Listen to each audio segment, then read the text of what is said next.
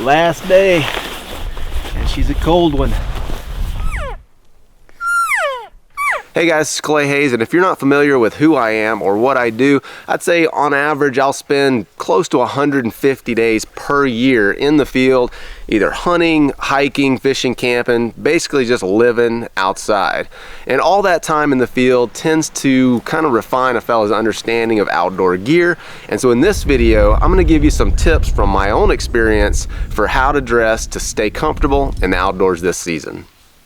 So mountain hunting is primarily what I'm going to focus on in this video, and that is relatively unique among outdoor activities primarily because it is so variable.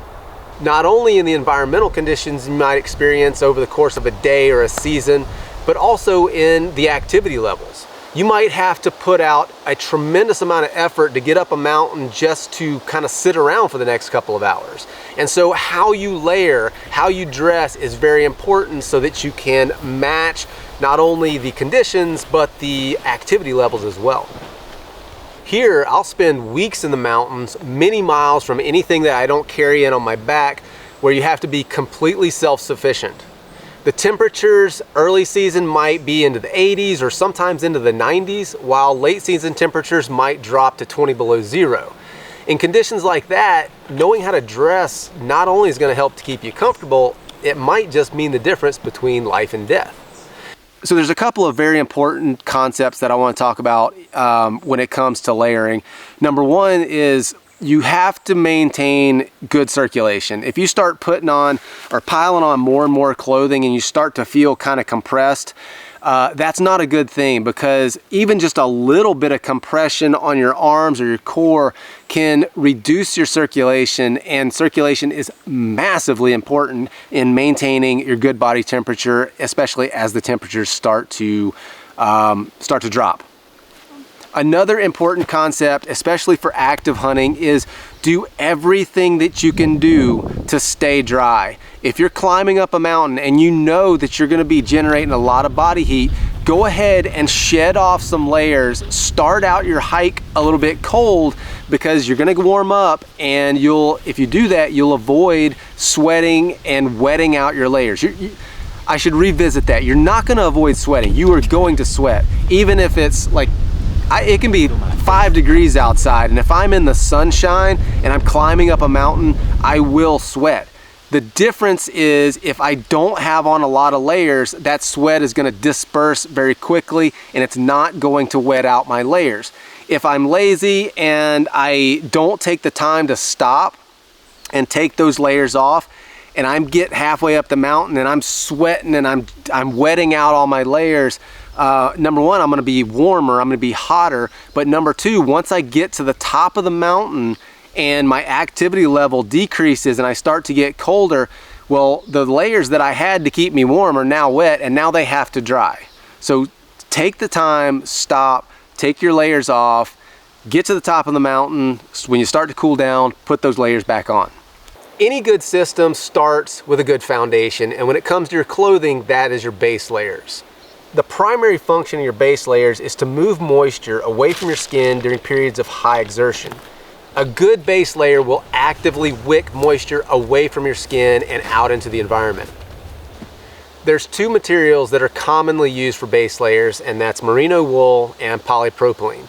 There's also the old school kind of waffle pattern cotton long johns, but those have virtually no place in the mountains, and we'll talk about that here in just a minute.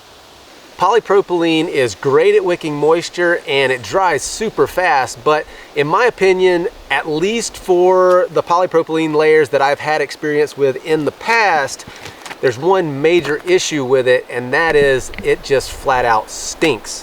When you wear polypro for more than a day, or even just a few hours if you're sweating, it just stinks like a high school locker room in the summertime. Now, with that said, there are some new synthetics that are out on the market these days that are treated with something that's supposed to counteract that tendency to stink after a while. Now, First Light just sent me this. This is one of their newer synthetic base layers. I have not personally had a chance to test these out. I do hear good things about them, so I'm gonna put it to the test this September and we'll see. For me, base layers means merino wool. Now, for those of you who might not be familiar with the characteristics of merino versus kind of the old school scratchy standard wool, might be thinking that wool against your skin is just flat out itchy, it's uncomfortable, but that is not the case at all with merino. Good quality merino wool feels like cotton without any of the downsides that cotton has. There's a couple of reasons that I gravitate towards merino wool for a base layer. Not only is it great for wicking moisture away from your skin, but it also retains about 60% of its insulative qualities even when it's wet. But the clincher is that you can wear this stuff for days, weeks, or even months at a time, and it just doesn't stink. All right, I think we're good. Keep trucking. On an extended trip into the mountains where I might not have access to a shower for weeks at a time, merino's ability to combat body funk is huge. I'm gonna go out on a little bit of a limb here and say that there's probably very few people on the planet that know that more intimately than I do. A few years ago, I was on season 8 of the History Channel show Alone. I spent 2.5 months living in British Columbia in the wilderness, no shower, no running water, no way to wash my clothing. Merino wool is what I chose to wear for my base layers, and once it started getting cold, I never took them off. If you tried that with any material other than wool, you would smell absolutely horrendous. Circling back for just a minute on the cost of gear, if you're running on a tight budget and can't afford a lot of the stuff that I'm going to talk about here later on in this video, start with a good merino base layer. I've been wearing First Light stuff since I think 2010, back when they were a pretty young company, and I started with their base layers. That's really all I could afford at that time. If you can spring for a good merino base layer, top and bottom, I promise you, you will not regret it. In my opinion, it's probably the best single investment that you can make in your outdoor clothing. Before we move on, I want to just kind of skip back to just briefly talk about cotton for those of you who might not understand why it's a good idea to avoid cotton for backcountry or mountain activities. Now, cotton is great. It's a very comfortable material, but the big problem is that once it gets wet, either through your own perspiration or through snow or rain or something like that, number one, it loses all its insulative qualities, and two, it takes forever to dry out. In cold weather, damp cotton against your skin will strip your body heat, lower your core temperature, and in extreme cases, might just flat out kill you. There's plenty of examples of people who have gotten caught in the mountains in unexpected situations, got cold, damp, wet, whatever, and died because they just didn't have the right gear.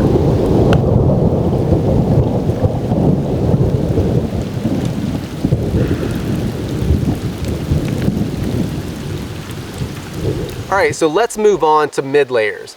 Now, your mid layers should serve two functions. Number one is insulation, and number two, in early season or in times of high output when you're generating a lot of body heat, oftentimes those mid layers will become your outer layers. When this is the case, synthetics, in my opinion, are oftentimes a better choice simply because synthetics in general are going to be much more durable than the merinos. And that brings up a good point with synthetics. I will quite often wear synthetics as an outer layer, virtually never wear them as a base layer, and I'll sometimes wear them as a mid layer just depending on what I expect to get into for the day. The durability of those synthetic layers and whether I will be using them as an outer layer or not are some of the things that are going to factor into my decision to wear a synthetic mid layer or a merino mid layer. Your outer layers should be durable and match to the season and conditions.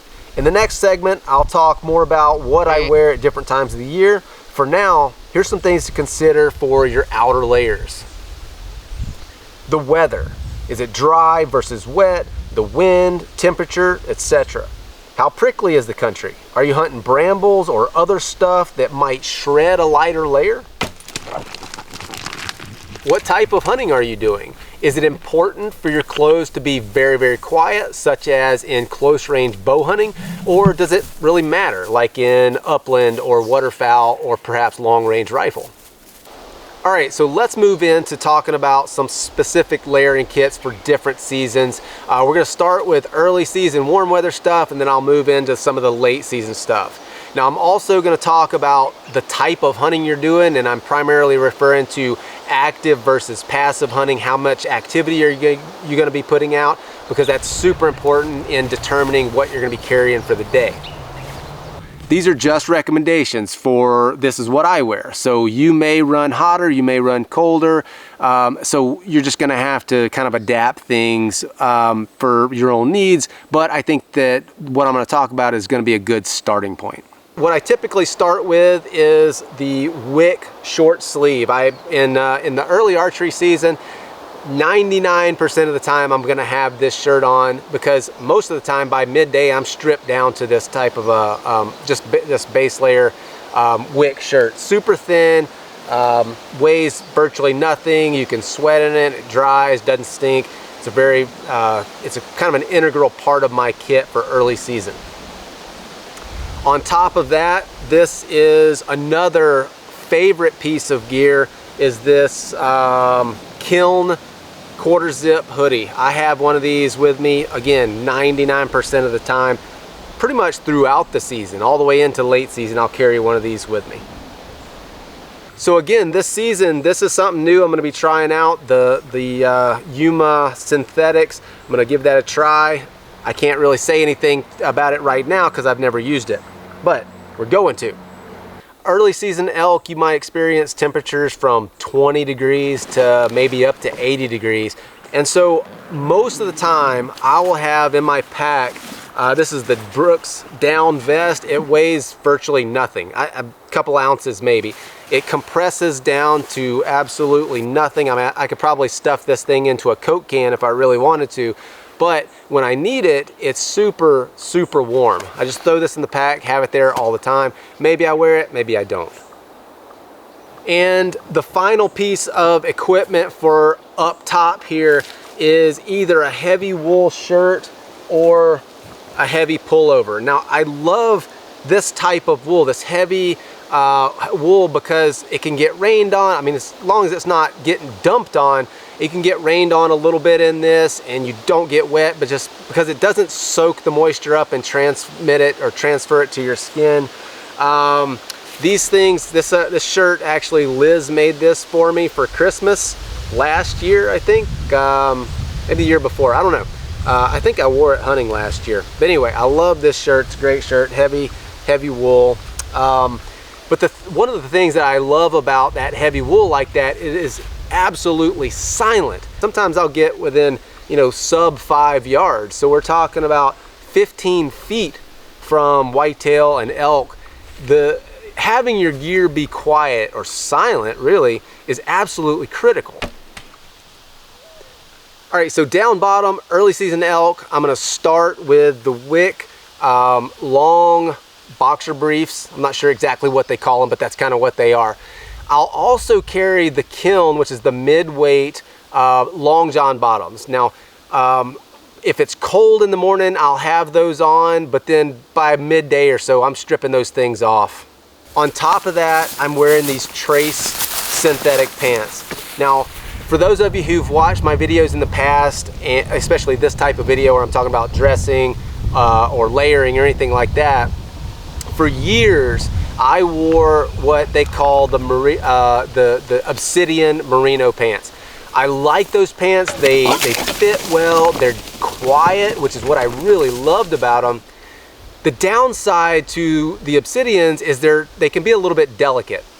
And so when they came out with these Trace pants, they're synthetics, I was a little bit kind of hesitant and a little bit skeptical of them because I had never found a synthetic that I thought was quiet enough for my type of hunting. They sent me these pants, I put them on and immediately kind of fell in love with them. And since that time, these have replaced the Obsidians for me. They're just as quiet, they're cool, they dry super quickly, and they're durable. I'll wear these into mid-season when the temperature starts to drop with the addition of the mid-weight long john bottoms. And then just to kind of round things out, on my feet, I'll wear just a thin wool sock under my boots, even in warm weather. Now, for those of you who are not familiar with wool socks, you might be thinking wool, warm weather, those things don't go together. Well, that is not true at all. I haven't worn cotton socks since I moved out west. I started wearing wool socks, and I'll never go back. Cotton socks just flat out suck. When your feet sweat, they get damp. They lose all their loft. They don't ever dry out. For me, they kind of make my feet sore after I've been wearing them all day, because they flatten out, they lose that loft, and they just kind of rub on your feet all day. Wool doesn't really do that. Like I said, if you've never tried wool socks, do it. I wear wool socks year round, even in the South, hunting hogs down in Florida. Give it a try, and I don't think you'll be disappointed. All right, so moving on a little bit later into the season, we'll talk about October whitetails, and primarily I'm going to talk about more of a passive style of hunting. So going out, sitting in ambush, sitting in a tree stand or something like that. So the temperatures that I'm personally going to experience at that time of year, you might be 15 to maybe 60 degrees or something like that. But you're not active, you're not generating a lot of body heat, and so you need to beef up the layers just a little bit. Now for me, my kit looks pretty much exactly the same as my early season elk kit, except for I'm just going to be wearing everything. I'll take both of these heavy wool layers, so I'll take my heavy shirt and the pullover. I'll have the down, if I get cold, I'll have the short sleeve, I'll have the quarter zip, I'll have my down vest, and I'll have both of these layers on. And these are big enough so that when I have all that other stuff underneath, I'm not really compressing that thing. I don't look like the Michelin man walking around. Everything's loose enough so that I can move freely. I'm not constricted at all, which is super important for staying warm sitting on those stands. Now, the only thing that's different is the pants that I'm gonna have on. Now, these are a new pair of pants. I've not had these on. These are the 308 line pants. Now, the pants that I was wearing late season, or once the weather cooled off last year, I think was the Catalyst soft shell pants, which unfortunately they discontinued, because I love those pants, but they were a synthetic, they were lined, they have this kind of fleece liner in there. I really like those pants. These look like just an upgraded version of those to me. One of the big differences is they've got these vents in the side here, which is super nice for when you're chugging up those hills. You need to dump some body heat. You just open those vents up and carry on your way. These are I'm gonna be using these on multiple late season hunts this year. And again, I'll replace those thinner wool socks with something a little bit heavier. All right, so moving into some of those more extreme late season deer, late season elk, where we might experience temperatures from maybe 15 below zero to somewhere around 20 above. It's never really getting above freezing in these temperatures. For me, this is an active style of hunting. I'm climbing mountains. I am putting out a lot of effort to get up to where these animals are, and then I might sit around for a little while and do some glassing. And so the activity levels are really variable, and then the temperatures are often extremely, extremely low. On those later season hunts, I will usually drop this heavy pullover. I will keep the heavy wool shirt, and then I'll replace that wool over with a heavier wind and weatherproof jacket. The Uncompahgre Foundry jacket is what I primarily go with. Now this jacket, I really like it. It would be a great jacket for bow hunting, except for it's a little bit too loud. Like when I go to draw my bow, just the material that the jacket's made out of is a little bit too loud for my liking. But for late season muzzleloader, if I'm out guiding elk, guiding Finn on an elk hunt, or Liz or something like that, I'll have this jacket with me because the noise isn't such a big factor on that type of hunt. For late season passive hunting whitetails, we're talking about December, sitting in tree stands. Basically, I'm going to use that same kit, the 308 pants, and I'm going to throw into my pack some heavier bibs, usually wool bibs, and I'm also gonna throw on pack boots, and then I'll put some just like hand warmers or something like that in my pocket. I always have hand warmers in my pack, and just take them out, shake them up, throw them in your pockets, put them in your boots. Sometimes you get the ones with little sticky pads on there. You can kind of stick them to your shirt, like behind your neck. Just those types of things really help when you're sitting in those cold temperatures for long periods of time. During those later tree stand hunts, I might also swap out the mid-weight long john bottoms for the heavier, I think it's the furnace long john bottoms. They're just a thicker, heavier long john bottom that's gonna help to keep you warm as the temperatures drop. All right, guys, so I hope you picked up something. Again, I want to re-emphasize the point that I made earlier. A lot of the stuff that I talked about here, it's good gear, is just, it's not cheap. But do not let that stop you. Don't let that discourage you. If you can't afford the best stuff, don't worry about it. Like I said, when I first started elk hunting, I was wearing blue jeans or green Wranglers and a cotton flannel shirt, and had some of the best experiences that anyone could ever ask for in the elk woods. So point is, get out there, have a great time, make some good memories, and good luck this season. I hope everybody has a great season, and we'll see you on the next one.